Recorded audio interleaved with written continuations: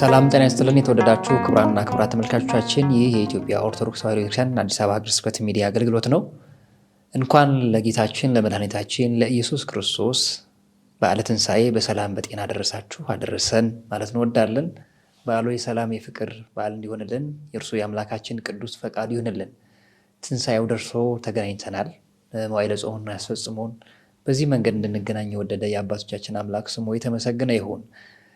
ዛሬ የምናነሳው በዚህ በኦርቶዶክሳዊ ፖድካስት በሀገረ ስብከታችን ሚዲያ ማለት ነው ርዕሰ ጉዳያችን ጌታችን መድኃኒታችን ኢየሱስ ክርስቶስ የትንሣኤው በዓል ስለሆነ የትንሣኤው ጌታ በሚል ርዕሰ ጉዳይ እናነሳለን።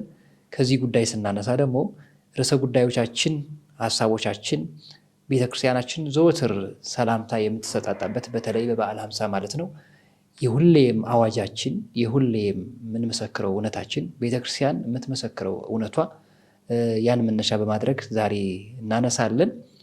አብራችሁን ትሆኑ በአክብሮት እንጠይቃለን። በድጋሚ እንኳን አደረሳችሁ አደረሰን ማለት እንወዳለን። ለዛሬው ርዕሰ ጉዳያችን ደግሞ እንግዳ አድርገን የጋበዝናቸው መጋቢ ብሉይ መልአክ ይሆናሉ።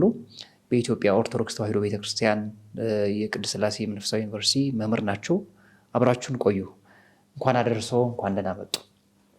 እንኳን አብሮ አደረሰን። ለዚህ ቀን ያደረሰን አምላካችን እግዚአብሔር ስሙ የተመሰገነ ይሁን። አሜን። እንግዲህ በበዓለ ትንሣኤ ስለሆነ ቤተክርስቲያናችን ደግሞ ትንሣኤን በተለይ ሃምሳውን ቀን ሰላምታ የምንሰጣጣበት ስርዓታችን የሰላምታ ስርዓት አለን፣ የሰላምታ ቋንቋ አለን። ስለዚህ እሱ እናስቀድምና ጉዳያችን እንቀጥላለን ማለት ነው። ክርስቶስ ተንሥአ እሙታን በዐቢይ ኃይሉ ሥልጣን አሰሮ ለሰይጣን አግዓዞ ለአዳም ሰላም እምይእዜሰ ኮነ ፍስሐ ወሰላም። እጅግ አድርገን እናመሰግናለን። ለትንሣኤው ያደረሰን ክብር ምስጋና ለእርሱ ይሁን።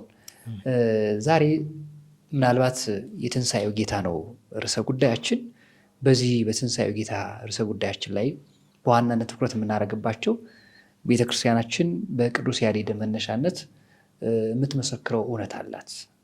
ዘወትር በዓለ ሃምሳን ሙሉ ማለት ነው 50 ቀን ሙሉ ክርስቶስ ተንሥአ እሙታን ብላ ቅድም የተባባልነውን ሰላምታ እንድትለዋወጣለች። አንዱ ከአንዱ ጋር ሲገናኝ ሰላምታ የሚሰጣጣበት ነው። ዛሬ ይህንን ጉዳይ ነው የምናነሳው። ክርስቶስ ተንሥአ እሙታን በዐቢይ ኃይሉ ሥልጣን አሰሮ ለሰይጣን አግዓዞ ለአዳም ሰላም እምይእዜሰ ኮነ ፍስሐ ወሰላም ምን ማለት ነው የሚል በእያንዳንዳቸው ርዕሰ ጉዳዮች ትልቅ የቤተክርስቲያን ተልእኮ የያዙ ስለሆኑ እነሱን ነው የምናነሳቸው። ክቡራን ተመልካቾቻችን በድጋሚ እንኳን አደረሳችሁ። ዛሬ የምናነሳቸው ቀደም ብለን እንዳልነው ሰላምታችን በበዓለ ሃምሳውን ቀን ሰላምታ የምንሰጣጣበት ቋንቋ አለን፣ አዋጅ አለን። እሱ ምን ማለት ነው? ክርስቶስ ተነሳ ማለትስ ምን ማለት ነው? በዐቢይ ኃይል ወሥልጣን ተነሳ ስንስ ምን ማለት ነው? ማን ነው የታሰረው? ዲያብሎስ በትንሣኤው ታሰረ ስንል ምን ማለታችን ነው? የአዳም ነፃ መውጣትስ ምን ማለታችን ነው? ከዚህ በኋላ ያገኘነው ሰላም ይዘነው የምንኖረው ሰላምስ ምን ማለት ነው? ይህን ጉዳይ አብራችሁን ከቆያችሁ ከዚሁ ሀሳብ ጋር እንቆያለን። አብራችሁን ሆኑ። መምህር መጋቢ ብሉይ ክርስቶስ ተነሳ ወይም ክርስቶስ ተነስቷል፣ ይሄ ቤተክርስቲያናችን የመጀመሪያውም የመጨረሻውም ሁሌ የምትመሰክረው አዋጇ ነው። ምን ማለት ነው? ክርስቶስ ተነሳ ማለት ምን ማለት ነው? በቤተ ክርስቲያንስ ያለው ምልከታ የክርስቶስ ትንሣኤ ለቤተ ክርስቲያን ምኗ ነው? እሺ፣ በድጋሚ መምህር ኃይሉ እንዲህ ባለ ሁኔታ ስለተገናኘን የበዓለ ትንሣኤ ቀንም በዚህ የክርስቲያኖች ሁሉ ልብና መንፈስ በሚጽናናበት የዘላለም ሕይወት ተስፋችን በተመሰረተበት በክርስቶስ ትንሣኤ ርዕስ ላይ እንድንወያይ እንድንነጋገር ድል ስላገኘን እግዚአብሔርን እናመሰግናለን። እንግዲህ የቤተ ክርስቲያን የኢትዮጵያ ኦርቶዶክስ ተዋሕዶ ቤተ ክርስቲያን በአስተምህሮዋ በመንፈሳዊ ሕይወቷ ቀን ተቀን በምታደርገውና በምትሆነው በምትኖረው ሁሉ ክርስቶስን ማሰብ፣ የክርስቶስን ነገር መናገር፣ የክርስቶስን ነገር መመስከር፣ በጨለማ ውስጥ ያሉ ሁሉ የክርስቶስን ድምፅና የክርስቶስን ነገር ሰምተው ወደ ብርሃን ወደ ሕይወት እንዲመጡ ጥሪ ማድረግ የቤተ ክርስቲያኒቱ የማይቋረጥ አገልግሎቷ የሁል ጊዜ ስራዋ ነው እና በዚህ አገልግሎቷ እና በዚህ ስራዋ ውስጥ እንግዲህ ቤተ ክርስቲያን በተለይ በቅዳሴ ጊዜ ጌታ በወንጌል ያለውን ትእዛዝ ታስተጋባለች። እሱም ንዜኑ ሞተከ ወትንሣኤከ ቅድስተ። የቤተ ክርስቲያን የወንጌሏ የትምህርቷ ርዕሶች ሁለት ናቸው። አንደኛው የክርስቶስን ሞት መናገር ነው። በሞቱ የተገኘውን ቤዛነት፣ በክርስቶስ ሞት ያገኘነውን ደህንነት፣ የተዘጉ ሁሉ በክርስቶስ መከፈታቸውን፣ የወደቀው የሰው ልጅ በክርስቶስ ከፍ ማለቱን፣ የጠፋው የሰው ልጅ ተፈልጎ በክርስቶስ መገኘቱን ንዜኑ ሞተከ እያለች ነገረ ሞቱን፣ ነገረ ሕማሙን፣ ነገረ መስቀሉን ትናገራለች። አንዱ ርዕሷ ይሄ ነው። ሁለተኛውና ከንዜኑ ሞተከ ቀጥሎ ደግሞ ርዕሷ ደግሞ ወትንሣኤከ ቅድስተ ነው። ልዩ ትንሣኤህን እንመሰክራለን ነው። ስለ ሕማሙ እንናገራለን፣ ስለ ሞቱ እንናገራለን፣ ስለ እኛ መታመሙን አምነን በልባችን እና በመንፈሳችን ደፍረን እንናገራለን። ስለ እኛ ሞተ ብለን የሞተልን ጌታ አለ ብለን የተሰቀለልን ጌታ አለ ብለን ለእኛ በእኛ ዘንድ የቆሰለ ወዳጅ አለን ብለን ስለ ሞቱ እንናገራለን። ቤተክርስቲያን ይሄ ነው የምታስተምረው። አንድ ሁለተኛ የመወያያ ርዕሳችን የሚሆነው ትንሣኤ ነውና ትንሣኤውን ትመሰክራለች ቤተክርስቲያን። ትንሣኤውን ትመሰክራለች ሲባል ቤተክርስቲያን ትንሣኤውን በዛ ቀን በዚህ ቀን ብላ አይደለም የምትመሰክረው። የሁልጊዜ የምስክርነት ቃል ትንሣኤ ነው። ስለዚህ እንዲሁ አንዳንድ ሰዎች ከዓመት አንድ ቀን ብቻ ትንሣኤን የምናስብ፣ ከዓመት አንድ ቀን ብቻ ስለ ትንሣኤ የምንነጋገር፣ ከዓመት የሆነ ቀን ብቻ ትንሣኤን በተመለከተ የምንመሰክር እንዳይመስላቸው። የቤተ ክርስቲያን ዘመኗ የትንሣኤ ዘመን ነው የሚባለው። አሁን ያለነው በትንሣኤ ዘመን ውስጥ ነው። ስለዚህ እያንዳንዱ ቀን፣ እያንዳንዱ ደቂቃ፣ እያንዳንዱ ቅጽበት ለቤተ ክርስቲያን የትንሣኤ ቀን ነው። ለቤተ ክርስቲያን የትንሣኤ ቀን ነው። ስለዚህ ወትንሣኤከ ቅድስተ እያለች ቤተ ክርስቲያን ሁልጊዜ ሞቱንና ትንሣኤውን ትመሰክራለች፣ ታስተምራለች፣ ትናገራለች እና የሰው ልጅ ከጨለማ ወደ ብርሃንም መምጣት የሚችለው በሞቱና በትንሣኤው በኩል ነው። በሞቱ በኩል ያልሄደ በትንሣኤው በኩል ሊዘልቅ አይችልም። ክርስትና የሚጀምረው በመስቀል በኩል ነው። ክርስትና ቀና የሚለው ድል የሚያደርገው በትንሣኤው በኩል ይታያል። ወይም ክርስቶስን መስቀል ላይ እናየዋለን እና መስቀል ላይ ይታያል፣ ወይም ክርስቶስን መስቀል ላይ እናየዋለን። ጎልጎታ መቃብር ውስጥ እናየዋለን። ግን ከ3 ቀን በኋላ ግን ክርስቶስን እዛ መቃብር ውስጥ አናገኘው። እዛ መቃብር ውስጥ ክርስቶስ የለም። ስለዚህ ምንድን ነው የምንለው ከተባለ ኦልሬዲ በቀራንዮ ኮረብታ መስቀል በኩል አድርገን ከዛ እንደገና ዝቅ ብለን በጎልጎታ በኩል አድርገን የመቃብሩ ጉድጓድ ላይ የመቃብሩ አፍ ላይ የመቃብሩ ጫፍ ላይ ቆመን ነጫጭ ልብሶቻችንን ለብሰን ፊታችን ልባችን እያበራ በደስታ የክርስቶስን ትንሣኤ እንዘምራለን እና ቤተክርስቲያን እንደዛ ነው የምታደርገው። ያው ምዕመናንም እንደሚያውቁት ከእንግዲህ አሁን ለመታሰቢያ እንኳን በምናደርገው በቅዳሜ ለእሑድ አጥቢያ ጧፍ እያበራን ነጫጭ ልብስ ለብሰን ትንሣኤከ ለእለ አመና ትንሣኤህን ለምናምን ለኛ ወይም መነሳት ግን ለምናምን ለኛ በትንሣኤ ለምናምን ለኛ በአንተም ትንሣኤ አንተን ተከትለን እኛም ለሚኖረን ትንሣኤ ለዛ እምነት ላለን ለኛ ብርሃነ ከፈኑ ዲቤነ የትንሣኤህን ብርሃን ወደኛ ላክልን። የትንሣኤ ብርሃን በእኛ ላይ ይብራ። በትንሣኤ ብርሃን እኛ እንብራ። ምክንያቱም ኦልሬዲ የምንድን ነው ከተባለ ክርስቲያን የትንሣኤ ልጅ ነው። ክርስቲያኖች የትንሣኤ ልጆች ናቸው። ስለዚህ ከዚህ የተነሳ ቤተ ክርስቲያን የክርስቶስን ትንሣኤ የክርስትና መሰረት ወይም መልህቅ አድርጋ ነው የምትመለከተው። ያለ ክርስቶስ ትንሣኤ ክርስትናን መስበክ አይቻልም። ያለ ክርስቶስ ትንሣኤ የዘላለም ሕይወትን ተስፋ ማድረግም ይከብዳል። ስለዚህ የቤተ ክርስቲያን እንትኗ መልህቋ የክርስቶስ ትንሣኤ ነው። ከዚህ የተነሳ እንግዲህ የክርስቶስን ትንሣኤ ቤተ ክርስቲያን በተለይ ትንሣኤውን ከምታስብበት ቀን ጀምሮ እንዳልኸው ክርስቶስ ተንሥአ እሙታን የሚል የሰላምታ ቃል ትጀምራለች ማለት ነው። ደህና ዋልህ፣ ደህና መሸህ፣ እንደምን ሰነበታችሁ የሚለው ሰላምታ ይቀርና ለተከታታይ 50 ቀናት ክርስቶስ ተንሥአ እሙታን እያን ከዛ ቀጥሎ ያለው ሰው ደግሞ በአብይ ኃይሎ ስልጣን ክርስቶስ በታላቅ ኃይልና በታላቅ ስልጣን ተነስቷል ብሎ እየመለሰ የሰላምታ ቃል አድርገን በሕይወታችን የክርስቶስን ትንሣኤ እንድንለማመደው እንድንመሰክረው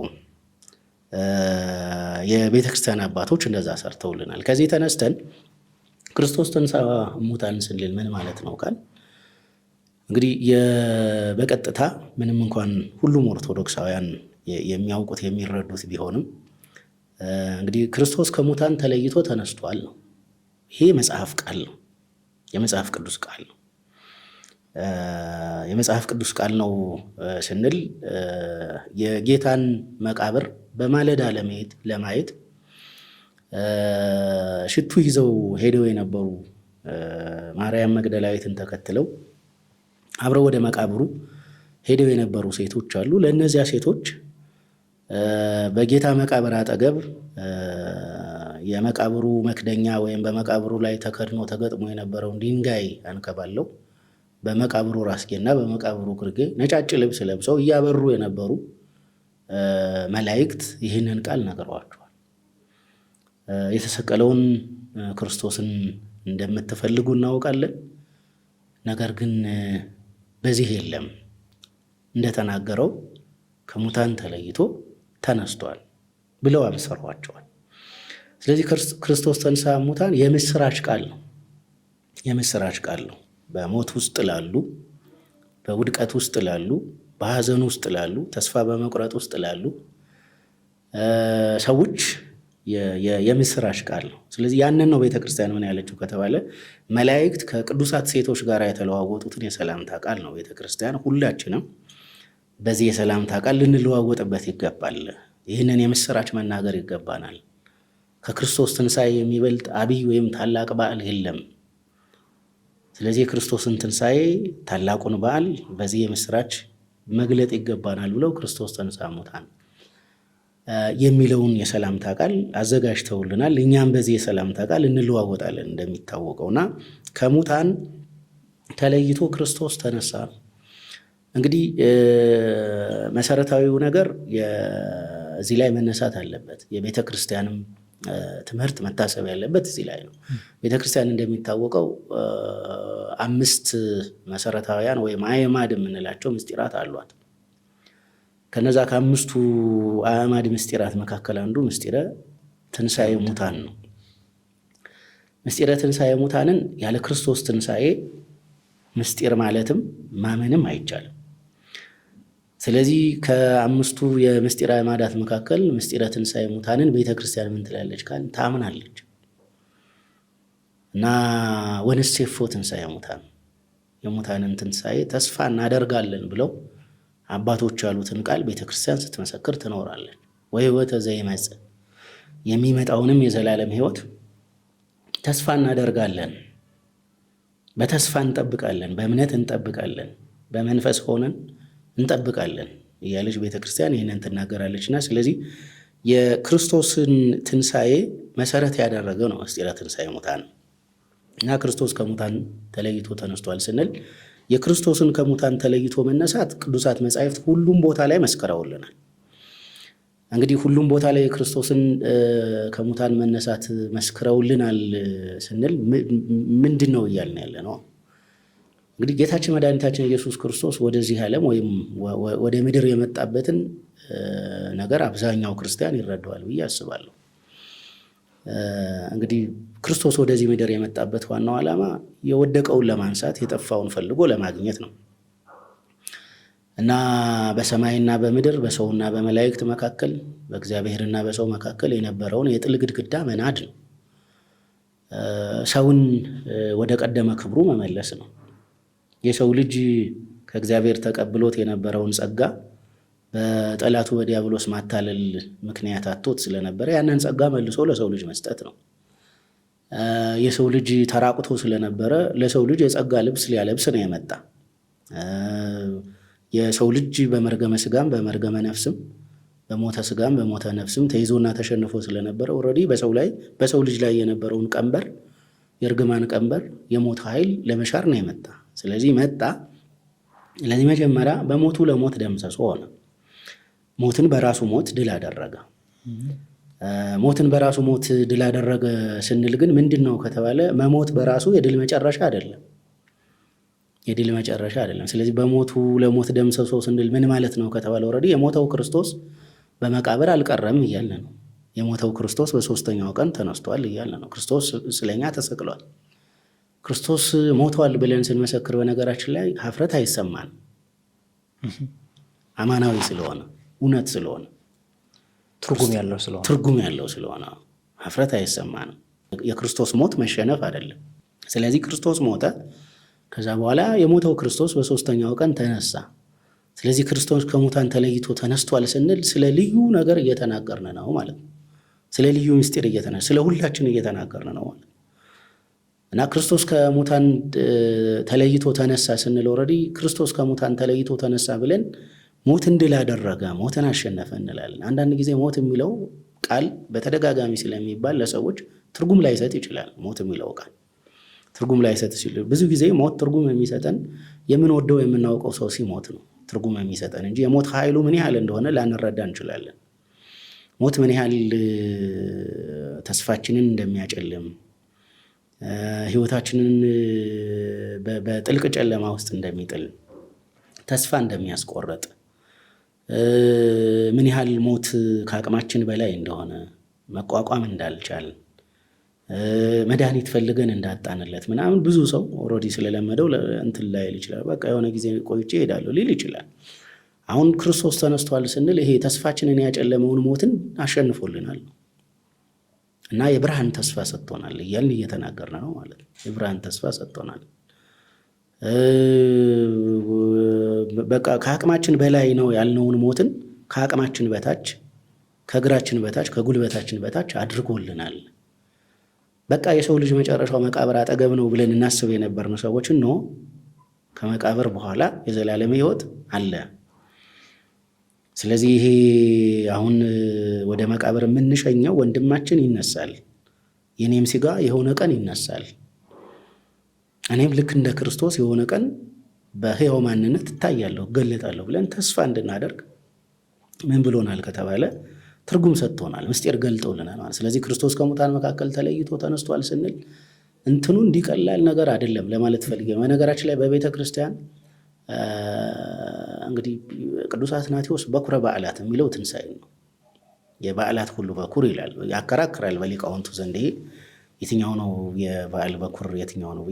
ይሄ በዓለ እግዚእ ነው መድኃኒነ ኢየሱስ ክርስቶስ ስንል የጌታ የኢየሱስ ክርስቶስ በዓላት ስንል የትኛው ነው የጌታ የበዓላት በኩር በሚለው እንትኖች ሊኖሩ ይችላሉ። ይሄ ነው ልደቱን ጽንሰቱን የሚሉ ሰዎች አሉ።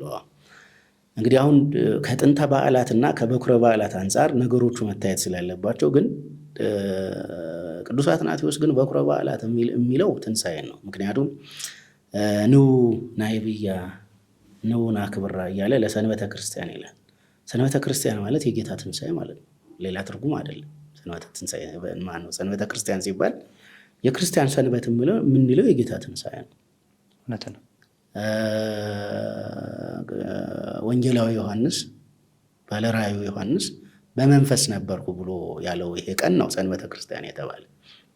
ስለዚህ ሰንበተ ክርስቲያንን ቅዱስ አትናቴዎስ ለበኩረ በዓላት ነው የሚላት፣ የበዓላት ሁሉ በኩር ያደርጋል።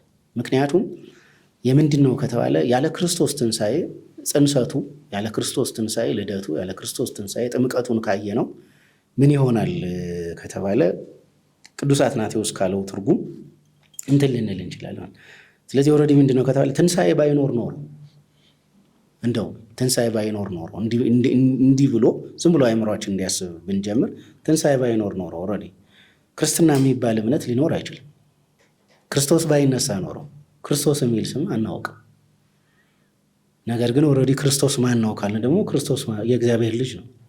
የእግዚአብሔር ልጅ መቃብር ይዞት አይቀርም። የእግዚአብሔር ልጅ በሞት ተሸንፎ አይቀርም። ወይም ፍጹም አምላክ ፍጹም ሰው የሆነው ክርስቶስ በሞት ተሸንፎ አይቀርም። ስለዚህ የክርስቶስን ትንሣኤ በምናስብበት ጊዜ እጅግ በጣም ብዙ ምስጢሮችን ማሰብ ይገባናል። ግን ኦልሬዲ ትንሣኤ የምንድን ነው ከተባለ ትንሣኤ የአካል የስጋ ትንሣኤ አለ፣ የህሊና የነፍስ ትንሣኤ አለ። አሁን ስለ ክርስቶስ ስናወራና ስለ እኛ ስናወራ ይለያያል። አሁን እኛ ለምሳሌ የትንሣኤ ልጆች ነን አልሁ ቅድም። እንዴ እየሞትን አይደለ? እንዴት አይነት የትንሣኤ ልጅ ነው ብሎ አንድ ሰው ሊጠይቅ ይችላል። እንዴ ይኸው ገሌ እኮ መቃብር ውስጥ ከገባ እኮ 2000 ዓመት አለፈው ወይም 1000 ወይም 70 ዓመት ሆነው ሊል ይችላል አይደለ? ለምሳሌ አሁን እኛ የትንሣኤ ልጆች ነን ስንል በሁለት መንገድ ነው። የመጀመሪያው በክርስቶስ ትንሣኤ ህሊና ወይም ትንሣኤ ልቡን አግኝተናል። በመንፈስ ተነስተናል። ከእርሱ ጋር ተነስተናል።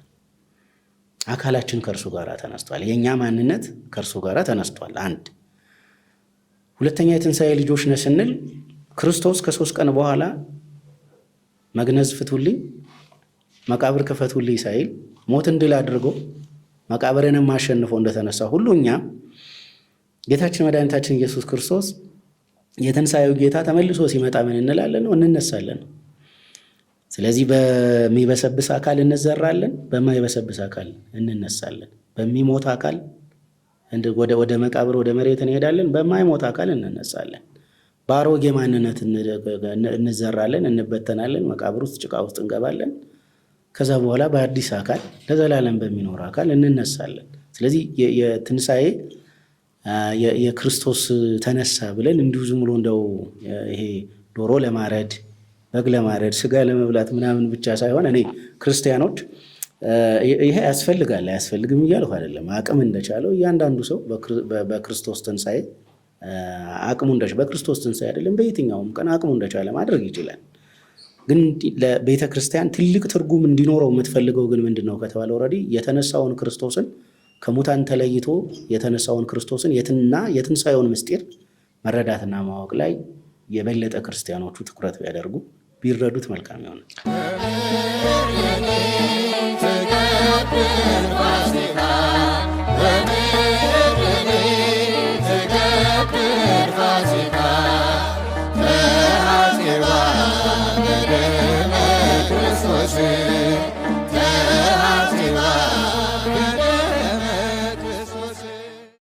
መልካም።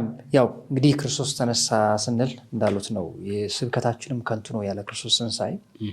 ሐዋርያትም ከዚያ በኋላ ስማቸውም የትንሣኤ ምስክሮች ነበሩ።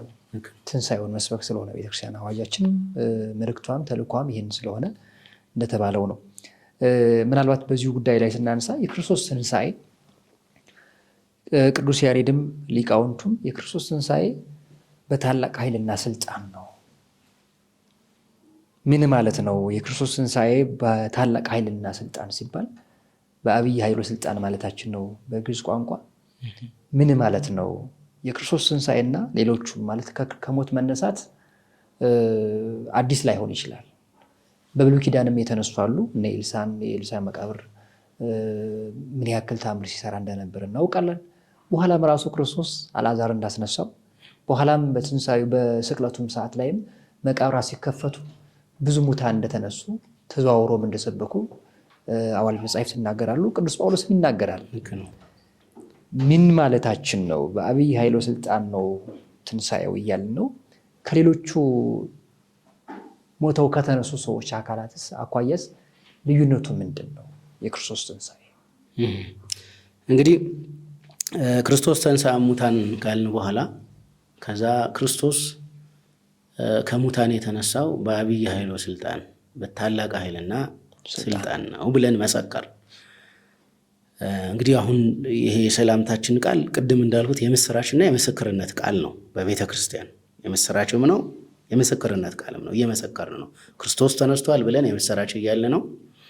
ከዛ በኋላ እንደገና ደግሞ ስለተነሳው ስለ ክርስቶስም ደግሞ እየመሰከርን ነው ማለት ነው ለሚሰሙን ሰዎች፣ ሰላምታችንን ለሚቀበሉ ሰዎችና ስለዚህ በታላቅ ኃይልና ስልጣን ክርስቶስ ተነስቷል ስንል 3 ምክንያቶች ናቸው። እንግዲህ 3 መጽሐፍ ቅዱሳዊና መንፈሳዊ ምክንያቶች ናቸው እንዲህ እንድንል ያደረገን ነው። የመጀመሪያው ክርስቶስ በታላቅ ኃይልና ስልጣን ተነስቷል ስንል ጌታችን መድኃኒታችን ኢየሱስ ክርስቶስ መቃብርን ድል አድርጎ ሲነሳ አስነሽ አልፈለገም ነው። በራሱ ኃይልና በራሱ ስልጣን ተነስቷል ነው። በታላቅ ኃይልና ስልጣን ስንል የተነሳው በራሱ ኃይል ነው። የተነሳው በራሱ ስልጣን ነው። አስነሽ አላስፈለገውም፣ አስነሽ የለውም እያለ ነው። አስነሽ አላስፈለገውም፣ አስነሽ የለውም ስንል ምን ማለት ነው ከተባለ ራሱ እግዚአብሔር ነው። ክርስቶስ ራሱ እግዚአብሔር ነው። ስለዚህ ክርስቶስ ራሱ አምላካችን ነው። የክርስቶስ በመቃብር ውስጥ ለ3 ቀንና ለ3 ሌሊት የቆየው ስጋ መለኮት ያልተለየው መለኮት የተዋሃደው ነው። ስለዚህ ጌታችን መድኃኒታችን ኢየሱስ ክርስቶስ መቃብርን ድል አድርጎ ሲነሳ መለኮት በተዋሃደው ስጋ ነው የተነሳ። መለኮት ባልተለየው ስጋ ነው የተነሳ። ስለዚህ በታላቅ ኃይልና ስልጣን ተነስቷል ስንል ለዛም ነው በነገራችን ላይ ልክ ከወላዲተ አምላክ ከድንግል ማርያም በሕቱም ድንግልና ተጸንሶ በሕቱም ድንግልና እንደተወለደ ሁሉ ከመቃብርም ከሕቱም መቃብር ነው። መቃብሩ አልተከፈተም። በኋላ ሴቶቹ ሲሄዱ ነው መቃብሩ ምን የሚለው ከተባለ በመቃብሩ ውስጥ ክርስቶስ እንደሌለ ሴቶቹ በዓይናቸው አይተው ስለሆነ ነገሩን የሚረዱ በዓይናቸው በመቃብር ውስጥ ክርስቶስ እንደሌለ እንደውም ክርስቶስ ወደ መቃብር ሲወርድ ለብሶትና ወይም ወደ መቃብር ሲወርድ ኒቆዲሞስና ዮሴፍ የክርስቶስን ስጋ የገነዙበት ወይም የሸፈኑበት ልብስ እንደገና ራሱን የጠቀለሉበት መጠቅለያ በመቃብር ውስጥ እንዳለ እንዲያዩ ለዛ ነው ወአንኰርኰራ መልአክ ለኢዮትብን ነው የሚለው። ድንጋይቱን የገለበጣትና ከዛ በኋላ ድንጋዩን ከመቃብሩ ላይ ገልብጦ ወደ ዳር ያመጣው የእግዚአብሔር መልአክ ነው። ስለዚህ ጌታችን መድኃኒታችን ኢየሱስ ክርስቶስ በታላቅ ኃይል ተነስቷል ስንል ይሄ ቅድም ያለውን ነገር መምህራን ደጋግመው የሚናገሩት ለዛ ነው። በነገራችን ላይ ይሄ መግነዝ ፍቱልኝ፣ መቃብር ክፈቱልኝ ሳይል ሲባል ምን ማለት ነው ከተባለ ኦልሬዲ የጌታ ስጋ መለኮት የተዋሃደው ስለሆነ ይህንን አድርጉልኝ ብሎ አልጠየቀም ነው። ለምሳሌ አልዓዛርን ያየነው እንደሆነ ዮሐንስ ወንጌል ምዕራፍ 11 ላይ አልዓዛር በጌታችን በመድኃኒታችን በኢየሱስ ክርስቶስ ቃል ነው ከመቃብር ውጣ የተባለ እና ያ የክርስቶስ ቃል አልዓዛርን ከመቃብር እንዲወጣ አደረገው። ነገር ግን አልዓዛር ከመቃብር ወጥቶ ግን በመቃብሩ ጫፍ የሚቆመው ከነመግነዙ ነው፣ ከነመጠቅለያው ፍቱለት የሚለውም ለዛ ነው። ስለዚህ ለአልዓዛር ምን ያስፈልገዋል ከተባለ ለአልዓዛር መጠቅለያውን የሚፈታለት ሰው ያስፈልገዋል። ምክንያቱም አልዓዛር መለኮት የተዋሃደው ሰው አይደለም።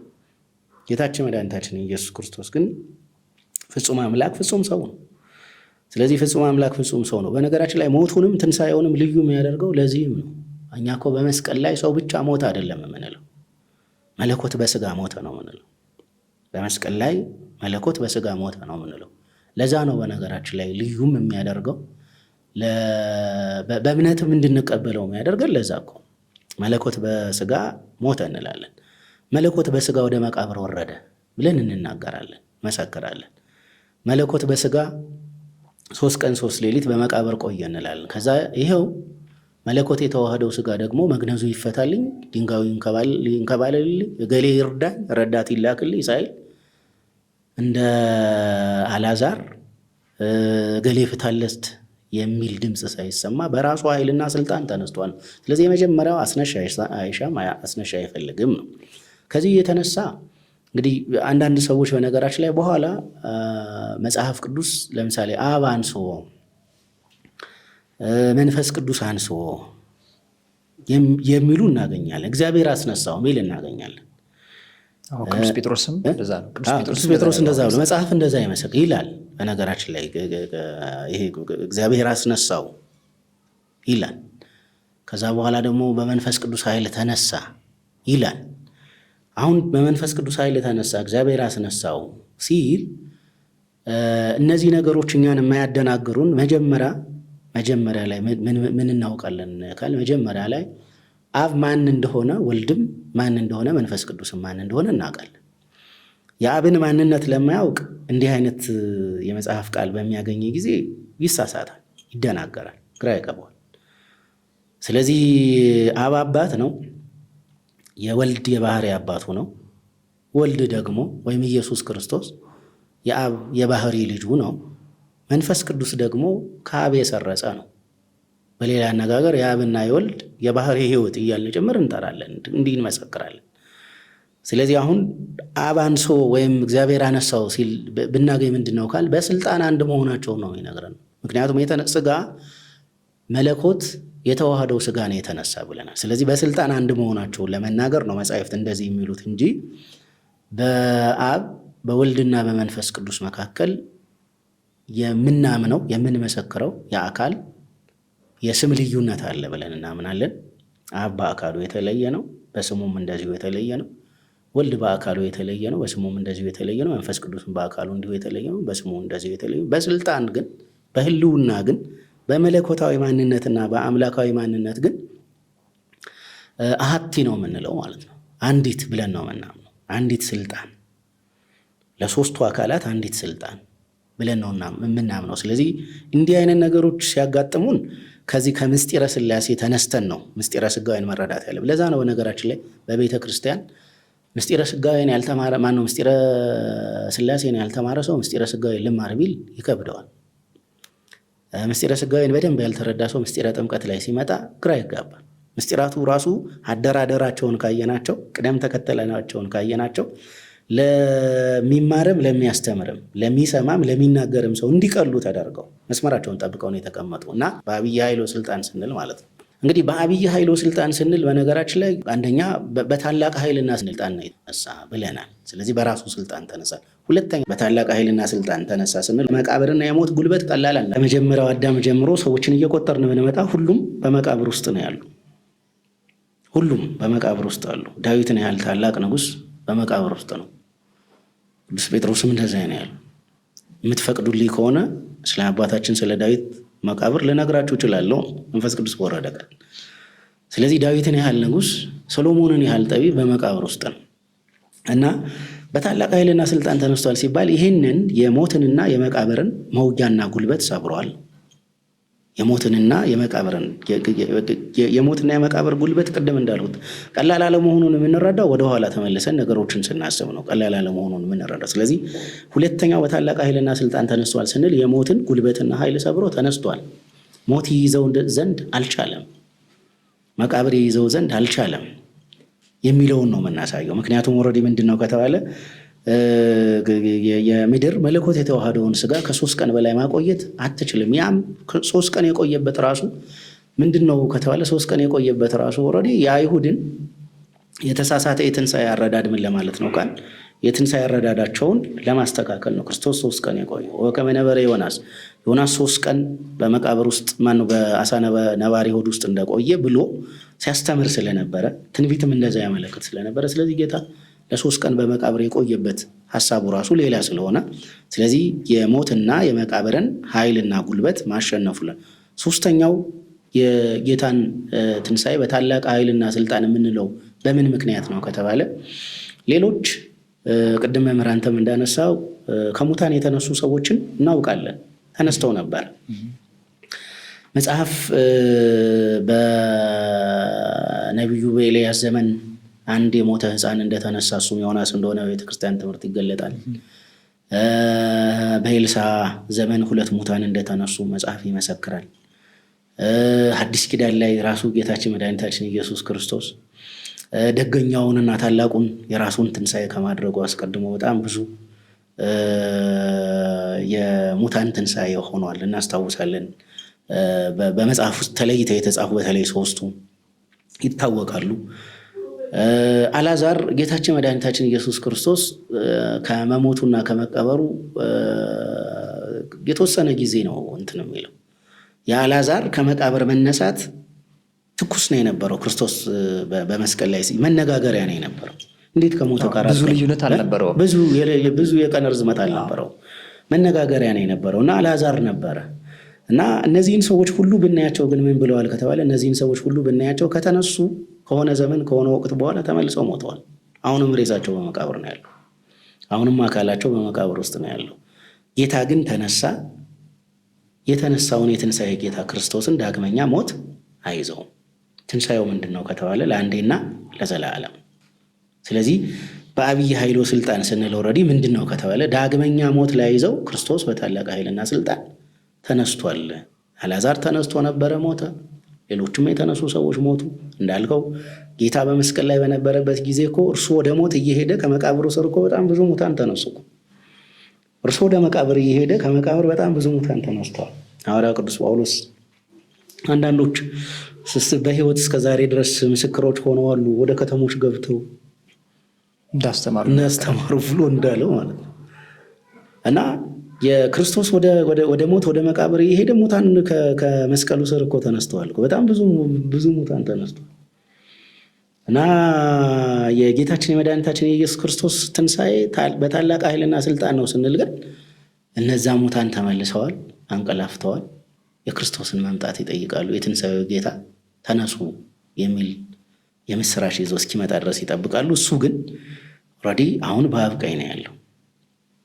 አሁን እርሱን ስናስብ የምናስበው የምንድን ነው ከተባለ እንዲያው ለእኛ የከፈለውን ዋጋ ስናስብ መቃብሩ ትዝ ይለናል እንጂ አሁን ለልባችን ክርስቶስ መቃብር ላይ አይደለም ሊታየው የሚገባው። ኦልሬዲ በአብ ቀኝ ነው ያለው። ስለዚህ አሁን ስናስብ ደስ እንዲለን በአብ ቀኝ ያለውን ክርስቶስ ነው የምናስብ። በታላቅ ኃይልና ስልጣን የተነሳው ክርስቶስ ኦልሬዲ በታላቅ ኃይልና ስልጣን አርጓል፣ በአብ ቀኝ ተቀምጧል። እንደዚህ አይነት ነገሮች ነው እና እነዚህ ሶስት ምክንያቶች ታላቅ ኃይል ያሰኝተውታል።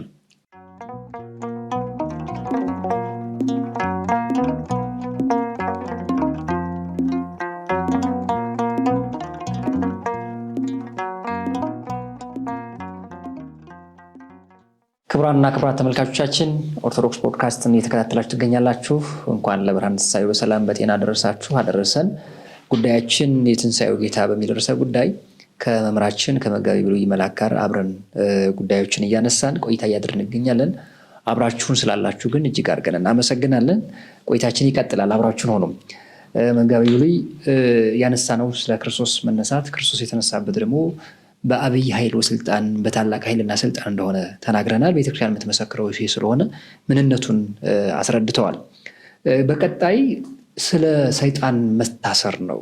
ማሰረው ለሰይጣን ነው የሚለው ሰላምታችን የሰይጣን በትንሣኤው መታሰር በሞቱ ሞቱን እንዳጠፋ ቅድም ተናግረዋል። የክርስቶስ ትንሣኤ ለዲያብሎስ መታሰር ወይም መዳከም አሊያም ጉልበት ማጣት ኃይል ማጣት ምን ማለት ነው? ይሄ እንግዲህ የክርስቶስን ትንሣኤ ከሰይጣን ወይም ከዲያብሎስ መታሰር ጋራ አሰረው ለሰይጣን ሰይጣንን አሰረው በማለት ጭምር ገልጸውልናል። እንግዲህ እንደተባለው የመምህራኑን ድንቅ የሆነውን የመረዳትና የእውቀት ጥበባቸውን ጭምር የሚያሳየን ነው። በነገራችን ላይ የቤተ ክርስቲያን አባቶች ታላቁ አባት ቅዱስ ያሬድ እንዴት በመንፈስ ቅዱስ አሳምሮ እንደነገረን ወይም ምስጢሩን በአጭር እንደነገረን ነው መረዳት የምንችለውና እንግዲህ አሰሮ ለሰይጣን ስንል ሰይጣን የተፈታበት ዘመን ነበረ። የተፈታበት ዘመን ነበረ ማለት እናታችንን ሔዋንን ካታለለና ክፉንና መልካሙን የሚያሳውቀውን የዛፍ ፍሬ ሰው እንዲበላ ካደረገበት ጊዜ ጀምሮ በሰው ልጆች ላይ ሰይጣን የተፈታ ነበረ። የተፈታ ነበረ ማለት ኦልሬዲ ሰይጣን የተፈታ ነበረ ስንል የተፈታ ያስራል። ስለዚህ ሰው በሰይጣን ማሰሪያ ውስጥ ወድቆ ነበር። እንደምናውቀው የሰይጣን ማሰሪያ ምንድን ነው ከተባለ የሰይጣን ማሰሪያ የዲያብሎስ ማሰሪያ ኃጢአት ነው። ሰውን የሚያስረው በኃጢአት ነው፣ በክፋት ነው ሰውን የሚያስረው ማለት። ስለዚህ በልባችን ላይ እግዚአብሔር ፈልጎ አንዳች ደግነት እስኪያጣ ድረስ ልባችንን በክፋት አሰረብን። በሕይወታችን ላይ እግዚአብሔር ወደኛ ሲመለከት አንዳች ንጽሕና ወይም ቅድስና እስከማይታየው ድረስ ማንነታችንን በኃጢአት አሰረብን። ስለዚህ ሰይጣን ምን ያለ ነበረ ከተባለ የተፈታ ነበር። ጽድቃችንም የመርገም ጨርቅ ሆነ። ጽድቃችንን የመርገም ጨርቅ አደረገብን። መስዋዕታችን ራሱ ኦልሬዲ ወደ እግዚአብሔር የማይሄድ ዝም ብሎ ከደመና በታች ብቻ ተመልሶ ወደኛ የሚመጣ አደረገብን። ከደመና ጋር ተቀላቅሎ የሚቀር ጸሎታችን ዝም ብሎ ከንቱ ጩኸት ሆነብን። ከንቱ ጩኸት፣ የማይጠቅም ጩኸት እና እንደዛ አደረገብን ማለት ነው። እና የተፈታበት ጊዜ ስለነበረ ያ የተፈታበት ጊዜ እንግዲህ ያው መምህር እንደምታውቀው በቤተክርስቲያን አባቶች 5500 የፍዳ የመርገም የኩነኔ የሚሉት ዘመን ማለት ነው። እሱ የተፈታበት ዘመን እንግዲህ በዚህ ዘመን ማን ያመለጠ ከተባለ በዚህ ዘመን ሄኖክ አመለጠ። ከሰይጣን አምልጧል የምንለው እግዚአብሔር ወስዶታልና ነው የተባለ። ኦልሬዲ በሰይጣን አጠገብ አልተወውም፣ ሄኖክን እግዚአብሔር ወሰደው። ስለዚህ ሄኖክ አመለጠ። ኤልያስም በተመሳሳይ እንደምናውቀው ማለት ነው። በመጽሐፍ ስናነብ እነዚህን ነው የምናገኘው። ስለዚህ ሄኖክን እግዚአብሔር ስለወሰደው ሄኖክን ሞት አላገኘውም ተብሎ ተጻፈ። ምክንያቱም ኦልሬዲ የሰይጣን ዋና ማሰሪያው ምንድን ነው ከተባለ የሰይጣን ዋና ማሰሪያው ሞት ነው። ማሰሪያው ሰይጣን የሚያስረን እንደዛ ነው። በኃጢአት በክፋት በምናምን ይይዘናል። ከዛ በሞት ጠቅልሎ ያስረናል ማለት ጨለማ ውስጥ ይጥለናል። እና ያንን በማሰብ ነው እንግዲህ ክርስቶስ የመጣበት አንዱ ዓላማ ምንድን ነው ከተባለ የተፈታውን ዲያብሎስን ማሰር ነው። በእኛ በሰው ልጆች ላይ እንዳልኸው ስልጣን፣ አቅም፣ ኃይል አግኝቶ የነበረውን ጉልበት አግኝቶ የነበረውን የጨለማ አለቃ ሆኖብን የነበረውን የሐሰት አባት ስለሆነ ኦልሬዲ በምላሳችን ላይ ሐሰት እያስቀመጠ በልባችን ላይ ሐሰት እያስቀመጠ ሐሰት በልባችን ላይ ይናገር የነበረው ነፍሰ ገዳይ ስለሆነ ቃየል በአቤል ላይ እንዲሁም ደግሞ ሌላው በሌላው ላይ እየተነሳ አንዱ አንዱን እንዲገድል ምድር በደም እንድትቀልብ የሰው ልጆች የዋይታ የሰቆቃ ድምፅ በምድር ላይ እንዲያሰሙ አዳኝ እንደሌላቸው፣ ፈጣሪ እንደሌላቸው፣ አምላክ እንደሌላቸው፣ የሚራራላቸው የሚወዳቸው አባት እንደሌላቸው እስኪሰማቸው እና እንደዚያ እስኪያስቡ ድረስ ምድርን በስቃይ መታ። ሰውን ከእግዚአብሔር ጋር እያጣላ ምድርን በጥፋት ውሃ እንዴ ሌላ ጊዜ በእሳት ሌላ ጊዜ በጎርፍ ሌላ ጊዜ በጦርነት እንዲህ መታ እና እንዲህ ሲመታ የኖረው ሰይጣን መቼ ነው የሚታሰረው ካልነው ኦልሬዲ ክርስቶስ በመስቀል ላይ ሲሞት ለዲያብሎስ ኦልሬዲ ፍጡር መስሎት ነበር ብለዋል አባቶች። መለኮት ያልተዋሃደው ስጋ እየሞተ ነው ብሎ አስቦ ነበር። ነገር ግን ምንድነው የሚሆነው ከተባለ ዲያብሎስ ኦልሬዲ ክርስቶስ ከሞተ አንደኛ ክርስቶስን ለሞት ያቀረበው ኦልሬዲ ክርስቶስን ድል ለማድረግ ነው። በነገራችን ላይ ውጊያው አሁን የጌታችን የመድኃኒታችን የኢየሱስ ክርስቶስን ሞት ስናስብ ቶሎ ትዝ የሚሉን ሰዎች ናቸው እንጂ ውጊያው የምን ውጊያ ነው የነበረው ካል ዲያብሎስ የሰው ልጆች መዳንና የሰው ልጆች ሕይወት ምን እያለ ነው ከተባለ ማሰናከልና እንቅፋት መሆን ነው ፈልጎ የነበር። ስለዚህ ጌታችን መድኃኒታችን ኢየሱስ ክርስቶስ በመስቀል ላይ እንዲሞት ውጊያውን በክርስቶስ ላይ የቀሰቀሰው ማን ነው ከተባለ ሰይጣን ነው። ምክንያቱም መጽሐፍ ምን ይላል ከተባለ ሰይጣንም በይሁዳ ልብ ገባ የሚል ቃል እናገኛለን። አሁን ይሁዳን ስናየው እንዲሁ ዝም ብለን ስናየው ፐርሰናል ይሁዳ እንትን ይለናል። ምንድነው የሚባለው ሊያናድደን ይችል ይሆናል። ግን ልክ እባቡ ውስጥ ተደብቆ ወደ ሔዋን እንደሄደ ሁሉ በይሁዳ ልብም ተደበቀ እና የመጀመሪያውን አዳምን በእባቡ ተደብቆ በእባቡ ቆዳ ተሸሽጎ ተሰውሮ የመጀመሪያውን አዳምን በዛ በእንጨቱ እንዲሰነካከል ያደረገው አሁን ደግሞ በይሁዳ ልብ ተደብቆ ደግሞ ክርስቶስን በመስቀል ከምድር ላይ ማስወገድ እና ኃይል የሌለው ችሎታ የሌለው እርሱን ማሸነፍ ከእግዚአብሔር ጋር የሰውን ልጆች ማስታረቅ የማይችል በደሙ የዓለምን ኃጢአት መደምሰስ የማይችል ለማድረግ ፈልጎ እንደዛ አደረገ። ግን ክርስቶስ ኦልሬዲ መስቀል ላይ ምን ይለዋል ከተባለ መስቀል ላይ ቅድም እንዳልነው በሞቱ የዲያብሎስን ዋና ማሰሪያ ሞት እንደመሰሰበት ማለት ነው። ከዛ የዲያብሎስ ዋናው ነገር ምንድን ነው የነበረው ከተባለ ኦልሬዲ አንድ ሰው ከሞተ በኋላ በመቃብር ማስቀረት፣ ስጋውን ማበስበስ፣ የትንሣኤ ሕይወት እንዳይኖረው ማድረግ ኦልሬዲ የሰይጣን ዋናው እንትን እሱ ነው። ዋናው የሰይጣን መደምደሚያ የነበረው የትንሣኤ ሕይወት እንዳይኖረው ማድረግ ነው። ስለዚህ የትንሣኤ ሕይወት እንዳይኖር ማድረግ የሰይጣን ዋና ነገር ስለነበረ ስለዚህ ክርስቶስ ምን አደረገ? የትንሣኤ ሕይወት እንዳይኖር የሚፈልገውን ሰይጣንን ክርስቶስ ተነሳ። የትንሣኤ ሕይወት ተጀመረ። የትንሣኤ ሕይወት ሲጀመር ምን ሆነ? ያንን መቃብር በራፍ ላይ ተቀምጦ የሞተ እንዳይነሳ የከለክል የነበረውን ዲያብሎስን የመቃብሩን ጠባቂ የመቃብሩን ዋና ዲያብሎስን ክርስቶስ በትንሣኤው አሰረው ነው። ያ ማለት ዲያብሎስ በመቃብር ውስጥ የክርስቶስን ሥጋ ማስቀረት እንዳይችል ክርስቶስ ራሱ ቅድም ባልነው ስልጣን አደረገ። ስለዚህ ዲያብሎስ ምን ሆነ ማለት? ዲያብሎስ ታሰረ። የታሰረ ሰው በዋናነት የታሰረ ሰው የሞተ ሰው አይደለም። ዲያብሎስ ፈጽሞ አልተሸነፈም። ፈጽሞ አልተሸነፈም ማለት ፈጽሞ አልጠፋም። በክርስቶስ ትንሣኤ ፈጽሞ አልጠፋም፣ ግን ተሸንፏል። የታሰረ ሰው መሮጥ እንደማይችል ሁሉ፣ የታሰረ ሰው መያዝ እንደማይችል ሁሉ፣ የታሰረ ሰው መታገል እንደማይችል ሁሉ የታሰረው ዲያብሎስ አሁን ክርስቲያኖችን በጸሎት የሚተጉ ክርስቲያኖችን በክርስቶስ አምነው የሚበረቱ ክርስቲያኖችን የታሰረው ዲያብሎስ ሩጦ አይዛቸውም፣ ታግሎ አይጥላቸውም። አሁን ያሉ ክርስቲያኖች ኦልሬዲ ታስሯል፣ የታሰረ ስለሆነ ማለት ነው። ስለዚህ አሁን እየተዋጋን ያለነው ከታሰረው ከዲያብሎስ ጋር ከተፈታው ከዲያብሎስ ጋር አይደለም። የሚፈታበት ጊዜ እንዳለ መጽሐፍ ያመለክታል። ምድርን ሁሉ በደም ሸማ እንድትጥለቀለቅ የሚያደርግበት ጊዜ እንዳለው፣ በክርስቲያኖች ላይ ጦር የሚያስከትትበት ጊዜ እንዳለው፣ አርማጌዶን በክርስቲያኖች ላይ የሚያደርግበት ጊዜ እንዳለው መጽሐፍ ይናገራል። የዮሐንስ ራእይ እንደሱ ያሳያል። ግን ኦልሬዲ በክርስቶስ ትንሣኤ ግን ምን ብሏል ከተባለ ታስረዋል። ስለዚህ አሁን ዲያብሎስን ክርስቲያኖች ሲያስቡ የታሰረውን ሰይጣን ነው ማሰብ ያለባቸው። የተፈታ ሰይጣን እያሰቡ ዝም ብለው በየቦታው መጮህም የለባቸውም ክርስቲያኖች። ነገራችን እንደው ይሄ የኑሮ መቃወስ የህይወት መድከም ባጋጠማቸው ቁጥር ሰይጣን ነው እያሉ መደንገጥ የለባቸው። አሁን ሰይጣን በተለይ ክርስቲያን ከሆኑ የክርስቶስን ስም የሚጠሩ ከሆነ ስም እግዚአብሔርን የሚጠሩ ከሆነ የሚያማትቡ ክርስቲያን ከሆኑ የሚጸልዩ ክርስቲያን ከሆኑ የሚያስቀድሱ የሚቆርቡ ንስሐ የሚገቡ ክርስቲያኖች ከሆኑ የታሰረውን ዲያብሎስን አሁን መፍራት የለባቸው። ሩጦ እነሱን አይዛቸው። ስለዚህ እንዲሁ ዝም ብሎ እንደው የጤና ነገር ምናምን ሲያጋጥመው አንዳንድ ጊዜ የተፈጥሮ ነገርን ለሰይጣን መስጠት የለብንም። አንዳንዴ ኦልሬዲ ከውድቀት በኋላ በተፈጥሯችን እንታመማለን። አንዳንዴ የአእምሮ መታወክ ሊያጋጥመን ይችላል። አንዳንዴ ያው ስንሄድ ራሱ እኮ መንገዳችንን ሳናይ ቀርተን እንኳ እንቅፋት መጥቶን እኮ እግራችን ይቆስላል።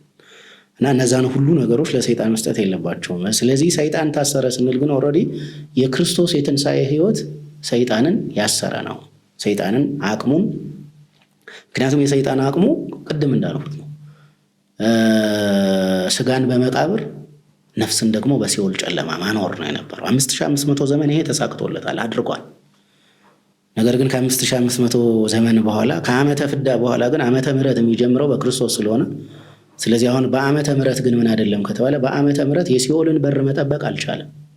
ክርስቶስ ወደ ሲኦል ገብቶ ነፍሳትን ወሰደበት። በመቃብር ውስጥ ቅድም እንዳልነው በመቃብር ውስጥ እነዛን ከመስቀሉ ስር ከመቃብሩ ስር የተነሱትን እኮ ማስቀረት አልቻለም። እነዛ ሰዎች ለክርስቶስ ሊመሰክሩ እኮ ነው የተነሱ።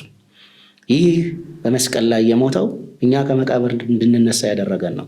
የትንሣኤን ሕይወት የሰጠን እሱ ነው ብለው እኮ ነው የሚመሰክሩ። እነዛ ሐዋርያው ቅዱስ ጳውሎስ ወደ ከተማ ገቡ ያላቸው እኮ ከተማ ገብተው እኮ እንደዛ ነው የሚሉ ወደ ዘመዶቻቸው ሄደው ትንሣኤ ሰበኩ። ስለዚህ ክርስቶስ ትንሣኤ እኮ በምንድን ነው ከተባለ በመላእክት በሙታን እኮ ነው የተሰበኩ። ሞተው የነበሩ ሰዎች ተነስተው ሰበኩ። ማርያም መግደላዊት በኋላ ነው ለደቀ መዛሙርቱ ነው እሷ የምትሰብኩ። ከተማው እኮ ኦልሬዲ ተሰብኳል እኮ። እና እንዲህ ባለ መንገድ ስለሆነ ዲያብሎስ ታስረዋል ስንል ኦልሬዲ የትንሣኤ ሕይወት በክርስቶስ ተጀምሮበታል፣ አቀማጥተዋል እያለ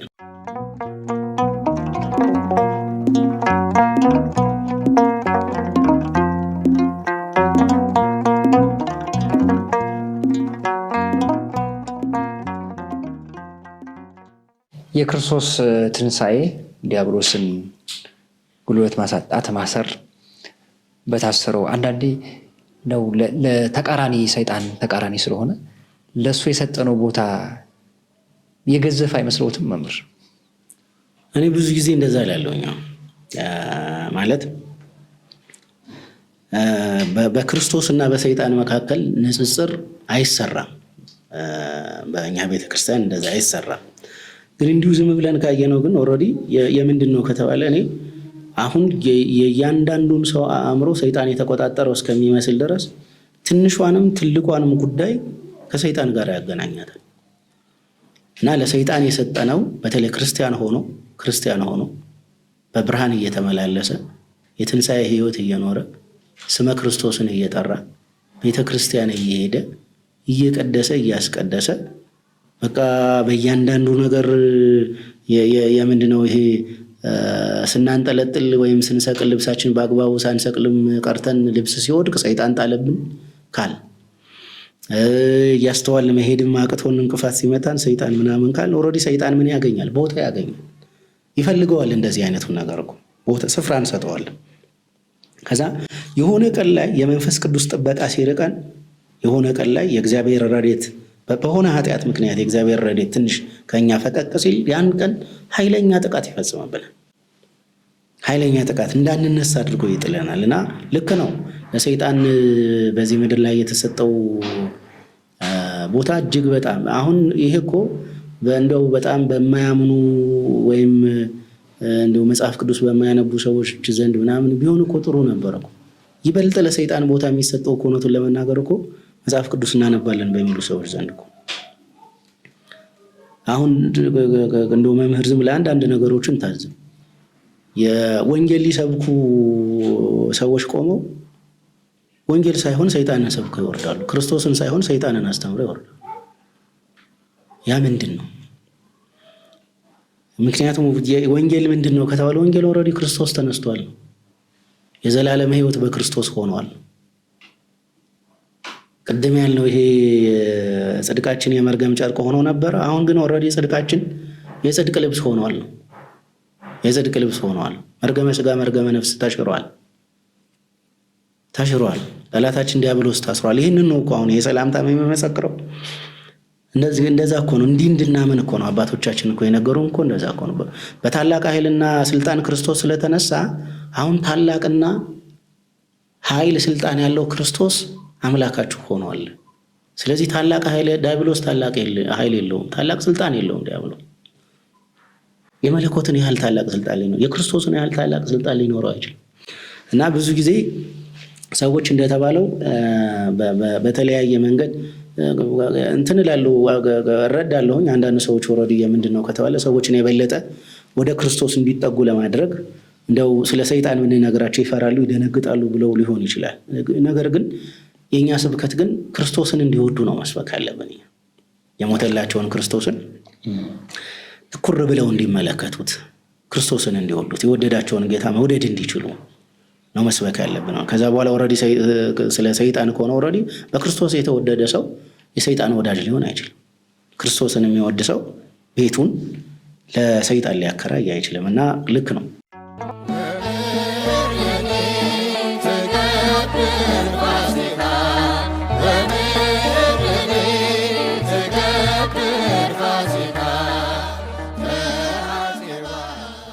ሰላምታችን ሲቀጥል አግዓዞ ለአዳም ነው፣ አዳምን ነፃ ወጣው ይላልና ሰው መቼስ አዳም በሞት ጥላ ውስጥ የነበረ ነው። አዳም ብቻ አይደለም፣ የልጅ ልጆቹ በ5500 ዘመን የነበሩት እስከ ክርስቶስ መነሳት ድረስ ሞት ስልጣን ያለው ጉልበተኛ ነው። ሁሉም በሞት ተከድነዋል። ስለዚህ ስለ አዳም ለምንድን ነው አዳም ነፃ ወጥቷል እንላለን? የአዳም ነፃነት ለእኛ ሳሁን ላለ ነውስ በክርስትና ሕይወት ውስጥ ላለ ነው ቀጣዩ ትውልድ የክርስቶስ ትንሣኤ ነፃነቱም የሆነው ምን ሲሆንና ምን ማለት ነው? እንግዲህ አግዓዞ ለአዳም ሁለት ነገሮች እንድናስብ ይረዳናል ወይም ያደርገናል። የመጀመሪያው አግዓዞ ለአዳም ሲባል እንግዲህ አሳሪው ዲያብሎስ ነበረ፣ ታሰራል። አሳሪው ዲያብሎስ ከታሰረ ታሳሪው አዳም ነፃ ወጥተዋል ነው ሐሳቡ። ዲያብሎስ ካልታሰረ አዳም ነፃ ሊወጣ አይችልም። ስለዚህ መጽሐፉ የሚነግረን የምንድን ነው ከተባለ መጀመሪያ በዲያብሎስና በአዳም መካከል የነበረውን ነገር ነው። ዲያብሎስ አሳሪ ነበረ፣ ግን ዲያብሎስን የሚያስር ሌላ አዳም መጣ። ክርስቶስ የእግዚአብሔር ልጅ መጣ። ዲያብሎስን ኃይለኛውን ጉልበተኛውን ዲያብሎስ በአዳም ላይ የበረታውን በሰው ልጆች ላይ ሁሉ የበረታውን ዲያብሎስን የሚያስር ክርስቶስ መጣ። የበረታው መጣና የበረታው ነኝ ይል የነበረውን ዲያብሎስን አሰረ። ዲያብሎስ ሲታሰር ታሳሪው ደካማው አዳም ነፃ ወጣ። አዳም እዚህ ቦታ ላይ በነገራችን ላይ ደካማ ነው። የአግዓዞ ለአዳም ሲሉ የመጀመሪያው ኦልሬዲ ምንድን ነው ከተባለ የክርስቶስ ሞት ከእርሱ ሞት በኋላ ላሉት ብቻ አይደለም። የመጣበት ዋናው ዓላማ ከአዳም ጀምሮ ያለውን ፍጥረት ሁሉ በሞቱ ነፃ ለማድረግ ነው። በትንሣኤው የዘላለም ሕይወት ለመስጠት ነው። ከማንም ነፃ ነን ካልን ከዲያብሎስም ነፃ ነን። ስለዚህ አጋዞ ለአዳም ሲል ከኃጢአትም ከሞትም ከዲያብሎስም ነፃ ሆነናል። ከኃጢአት ከሞት ከዲያብሎስ ብቻ ሳይሆን ኦልሬዲ የምንድን ነው ከተባለ ፈርሶ በስብሶ መቅረት የምንለው አለ አይደለ? በመቃብር ውስጥ መቅረት የምንለው ከሱም ነፃ ነው። ስለዚህ አጋዞ ለአዳም ሲል የአዳምን ነገር ስንመለከት አዳም አንደኛ ሁሉንም የሰው ልጆች ሁሉ የሚያመለክት ነው። ስለዚህ የጌታችን የመድኃኒታችን የኢየሱስ ክርስቶስ ሞት ለቤተ አይሁድ ብቻ አይደለም፣ ለአንድ ለአዳም ብቻም አይደለም፣ ለአብርሃምም ብቻ አይደለም፣ ለሰው ልጆች ሁሉ ነው የክርስቶስ ሞት ነው። ምክንያቱም አዳም ማለት በራሱ ሰው ማለት ስለሆነ ማለት ነው። እንዲሁ ዝም ብለን ካየነው እኮ አዳም ስንል ሰው ማለት እኮ ነው። አዳም የሚለውን ነገር ኦልሬዲ እግዚአብሔር ሰው ነው አዳም ተብሎ የተጠራው። እግዚአብሔር የፈጠረው ሰውን ነው። ለሰው የሰጠው ስም ደግሞ አዳም የሚል ነው።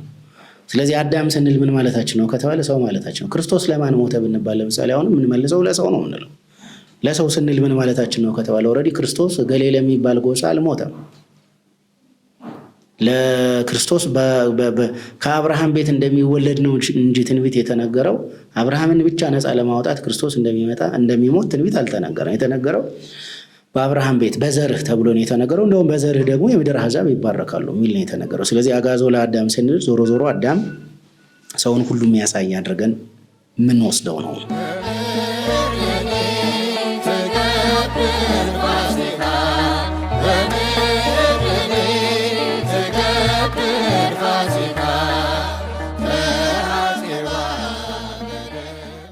የአዳም ነፃ መውጣት፣ የዲያብሎስ መታሰር በክርስቶስ ትንሣኤ ያገኘናቸው ወይም የተገኙ ከሆኑ እንግዲህ አሁን ካለው ዓለማችን ያለችበት ልንሆን የምንችለው እኛም ክርስትናችን በትንሣኤ ከሆነ የሚታተመው ምናየው ውጥንቅጥ የወጣ ሰላም መታጣት፣ አንዱ በአንዱ ላይ ጨካኝ መሆን፣ የክርስቶስን ትንሣኤ ሰላም የሆነውን ፍቅር የሆነውን ትንሣኤ የሚሰብክ ሰው እርስ በርሱ መበላላት፣ ጎራ ለይቶ ቡድን ለይቶ ይህ ሁሉ የምን ውጤት ነው ታዲያ? ትንሣኤውን አያምኑም እንዳይባል ትንሣኤውን የሚያምኑ ሰዎች ናቸው የሚበረታባቸው። የምን ችግር ነው ታዲያ? በዚህ ደረጃ በትንሣኤ ውስጥ ማግኘት ያለብን ነገር በዚህ ደረጃ መውረድ ነበር ወይስ እንዴት ነው? እስቲ በጣም ጥሩ ጥያቄ ነው።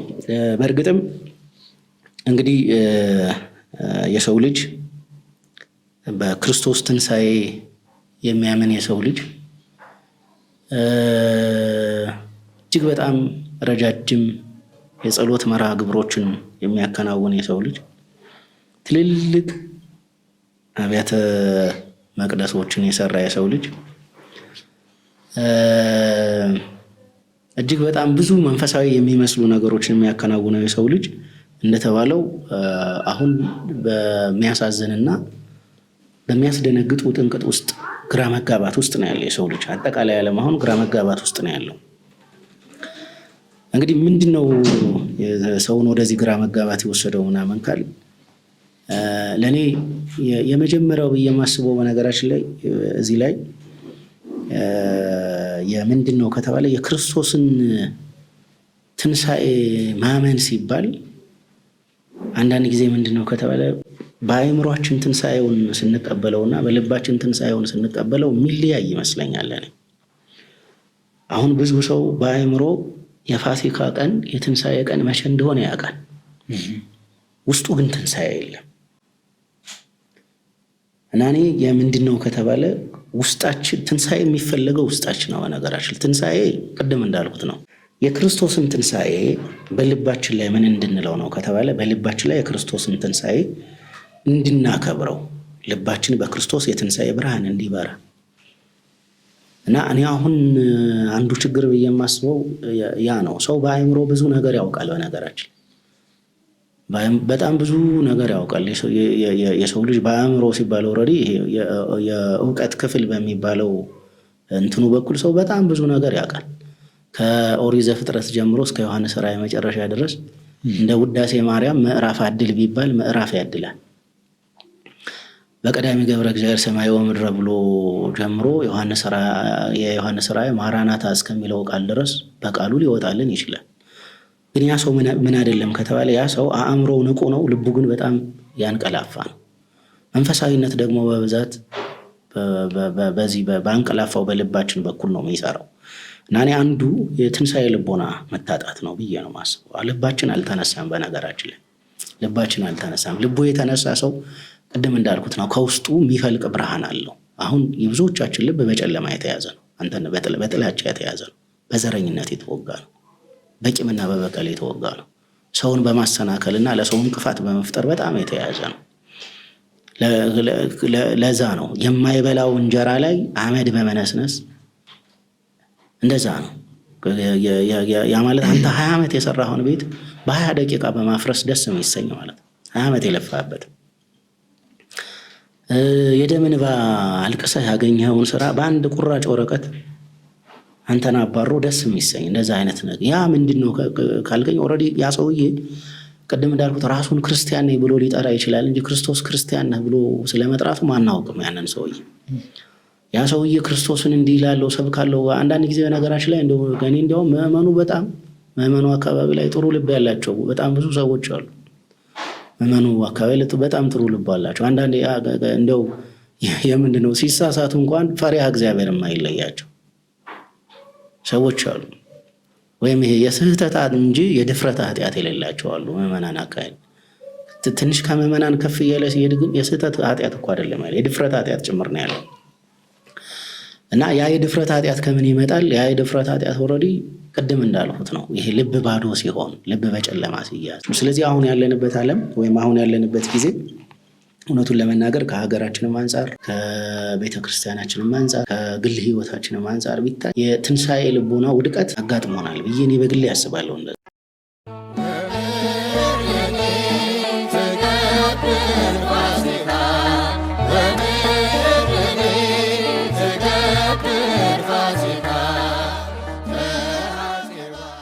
እንዳሉት ነው ጥሩ አድርገው ስላብራሩት። ትንሣኤ ልቦና ስለሌለ ልማዳዊ ሀሳቦችና ስጋዊ ደማዊ ሀሳቦች ስለተቀላቀሉብን በብዙ መንገድ ወድቀናል ብለን እናስባለን። ያው ነው ውጤቱም ሲታይ እንደዛ ነው። ግን መድኃኔዓለም ቸር ነው። ስለዚህ ልባችንን አቅንቶ ትንሣኤ በስጋ ብቻ ሳይሆን ወይም ደግሞ በእውቀት ብቻ ሳይሆን በመንፈስም በልብ የምነሳበት ትንሣኤ ልቦናችን የሚረጋገጥበትን ቸርነቱን ያሳየናል ብለን እናምናለን። እምነታችን ጽኑ ነው። ክቡራንና ክቡራት ተመልካቾቻችን ኦርቶዶክስ ፖድካስት መርሃ ግብራችን ነው። ሁለተኛው እንግዲህ መሆኑ ነው። ስለ በዓለ ትንሣኤ ስለ ትንሣኤ አንስተናል። መምህራችን መጋቢ ብሉይ መልአክ በኢትዮጵያ ኦርቶዶክስ ተዋሕዶ ቤተክርስቲያን በቅድስት ሥላሴ ዩኒቨርሲቲ መምህር ናቸው። እናንተም አብራችሁን ስለነበራችሁ እጅግ አድርገን እናመሰግናለን። በዓሉ የሰላም የፍቅር እንዲሆንላችሁ እንመኛለን። መምህር ስለሰጡን ማብራሪያ እንግዳችን ስለሆኑ እጅግ አድርገን እናመሰግናለን። በሀገረ ስብከታችን ሚዲያ በእርግጥ ቤት ሆኖ የራሱ ሆኖ ተቋም ሆኖ ሆኖም ግን ያው ምስጋና ተገቢ ነው። ላገለገለ ለሚያገለግል ወደፊትም ለምታገለግሉን አሁንም ላገለግላችሁት ምስጋናችን ከፍ ያለ ነው። መጋቢ እኔም አመሰግናለሁ። ለሁሉም ኦርቶዶክሳውያን ክርስቲያኖች መልካም የትንሣኤ በዓል ማለት እፈልጋለሁኝ። እንግዲህ ትንሣኤውን በምናከብርበት ጊዜ ካለፈው ይልቅ ዛሬና ወደፊት የሚመጣው ቀን እግዚአብሔር ለንስሐ የሰጠን ወደ እርሱ ለመመለስ ያዘጋጀልን ቀን ስለሆነ ትንሣኤውን ስናከብር ይበልጥ ቅድም እንዳልነው መንፈሳዊውን በጎውን ነገር በማሰብ ለሀገር፣ ለትውልድ፣ ለቤተ ክርስቲያን ለወደቁ እንዲነሱ ጭምር በመጸለይ ቢሆን ደስ ይለኛል። በድጋሚ መልካም በዓል። በጣም አመሰግናለሁ። የጀመርነው ክርስቶስ ተንሥአ እሙታን ብለን ነው። በዚሁ እናጠቃልላለን። ክርስቶስ ተንሥአ እሙታን በዐቢይ ኃይሉ ሥልጣን አሰሮ ለሰይጣን ያጋዞ ለአዳም ሰላም ሚዜሰ ኮነ ፍስሐ ወሰላም። ክብር ይስጥልን። በጣም እናመሰግናለን። መልካም በዓል።